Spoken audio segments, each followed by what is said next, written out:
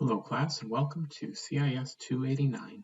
The section that you're in is 24541-WW1. This is an online only course, so we will not have weekly meetings, but all of the materials you need will be available in Blackboard, as well as demonstration videos of the code that we'll be going over this semester.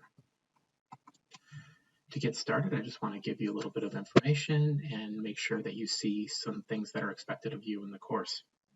As with all courses, you should take a moment to get comfortable with the syllabus and make sure that you've reviewed it, because it is kind of a semi-contract between you and me to make sure we both know what the other should be doing. So in the syllabus, you have the option or the information that you need for contacting me. That includes both my email address as well as my personal cell phone number. So you can get a hold of me if you have any questions or issues. I do prefer email communications because it gives me the opportunity to be thoughtful in my response as opposed to text or phone calls where it's kind of on the moment. So please, when you're trying to contact me, start with email. But if you do have something that needs to be more time sensitive, or you just need to be able to get a hold of me another way, those are other options. If we're going to do a phone call or a video chat or something of that nature where we need to share code, those kind of things are best done during the open office hours, which are also listed in the syllabus, or by scheduling it with me. So as far as expectations in the course, please participate early in the week. This is one of those courses where if you run into an issue, it's coding, right? If you run into an issue on the last day, it's very difficult for me to be able to assist you quickly enough for you to get your assignments done in time. But if you start things early in the week, it gives you an opportunity to run into issues and get assistance from me, or using the Q&A option in Blackboard, ask your fellow students for assistance. So get into those things early, make sure that you run into those problems early so you can get things in on time.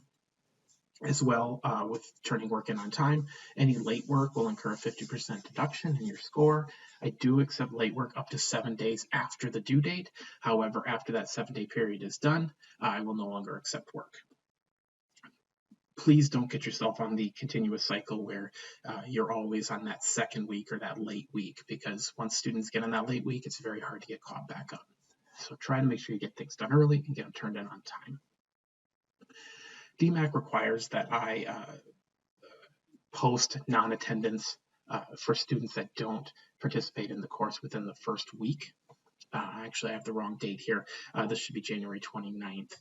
So I need you to complete the minimum requirements that are listed in the syllabus within the first week of the course to not be dropped for non-attending.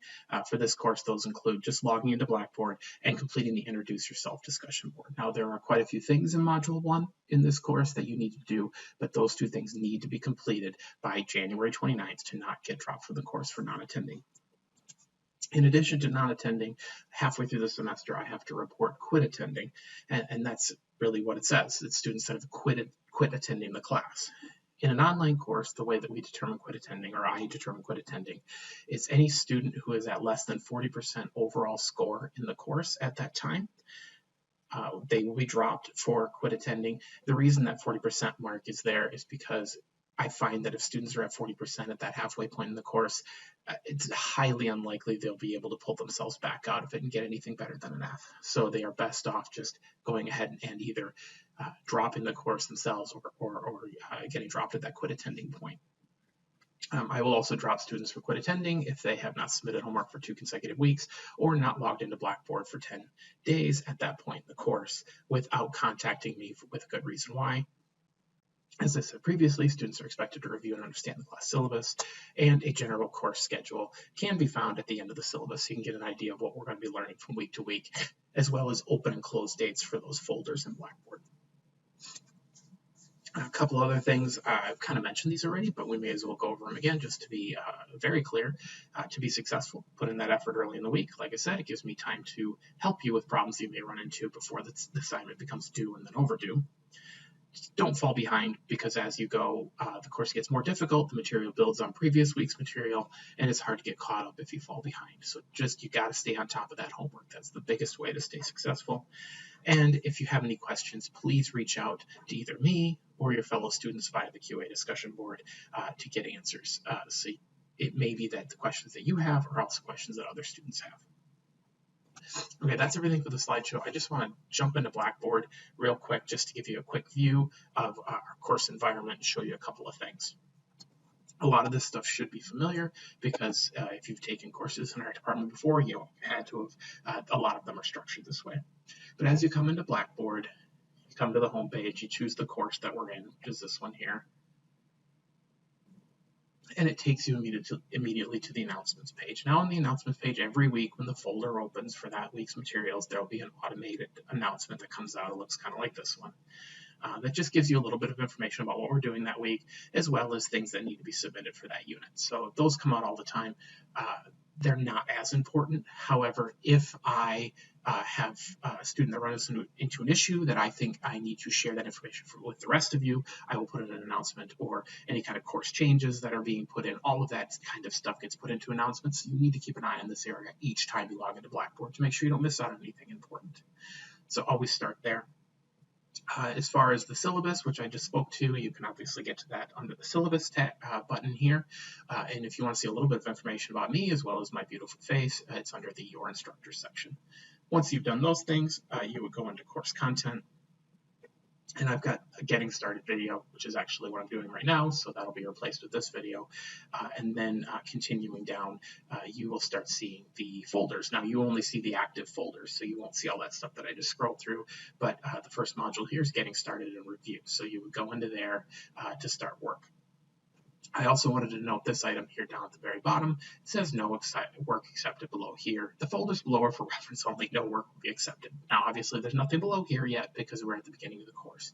But as homework becomes no longer available in folders, I will disable the homework submission box on those folders, and then I will move the folder below this line. And the reason I do that is because the materials in those folders are typically still valuable for you in later parts of the course, so I want to make them available. But I just want it to be clear that once it falls below this line, it will no longer be accepting homework on those modules. So that'll move up throughout the semester over the top of the folders. And I'll just show you as you click into the folder. You can see there's a demonstration video and then topics, and they go topic 1 through 3, 4, 5, 6, 7. This is actually quite a long week because it's the review week. Typically, there's 3 or 4 topics for you to go through.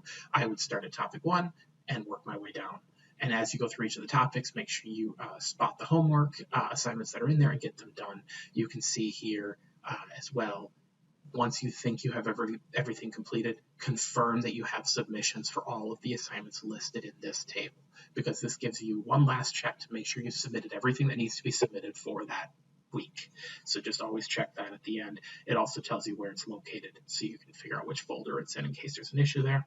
And as I mentioned previously, here's the module help box or discussion board. If you click on here, you can post questions to me or fellow students to see if somebody can assist you. I do strongly suggest that you subscribe to this so that when somebody puts a posting in here or responds to a posting, you will get notified via email. That's all I have to show for right now. As we get started, as always, reach out to me if you have any questions.